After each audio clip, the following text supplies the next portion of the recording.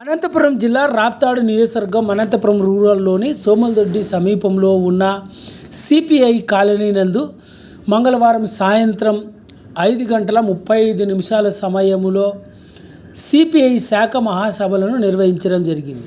ఈ కార్యక్రమానికి ముఖ్య అతిథిగా సిపిఐ జిల్లా సహాయ కార్యదర్శి చిరుతల మల్లికార్జున, సిపిఐ రాష్ట్ర కార్యవర్గ సభ్యుడు జాన్సన్ బాబు తదితరులు ముఖ్య అతిథిగా హాజరు కావడం జరిగింది. ముందుగా అక్కడ ఏర్పాటు చేసిన సిపిఐ జెండాను ఎగురవేయడం జరిగింది. అనంతరం అక్కడ ఏర్పాటు చేసిన సమావేశంలో సిపిఐ రాష్ట్ర కార్యవర్గ సభ్యుడు జాన్సన్ బాబు, సిపిఐ జిల్లా సహాయ కార్యదర్శి మల్లికార్జున తదితరులు మాట్లాడుతూ ఆంధ్రప్రదేశ్ రాష్ట్రంలో సిపిఐ పార్టీ ఆధ్వర్యంలో శాఖ మహాసభలను నిర్వహిస్తున్నామని, అందులో భాగంగా సోమలదొడ్డి సిపిఐ కాలనీలో సిపిఐ శాఖ మహాసభలు నిర్వహించి నూతన కార్యవర్గాన్ని ఏర్పాటు చేసి స్థానిక సమస్యలపై పోరాటం చేసేందుకు నూతన కార్యదర్శులు, ఇతర కమిటీ సభ్యులంతా కూడా పనిచేస్తారని సిపిఐ జిల్లా సహాయ కార్యదర్శి మల్లికార్జున, సిపిఐ రాష్ట్ర కార్యవర్గ సభ్యుడు జాన్సన్ బాబు తదితరులు పేర్కొన్నారు.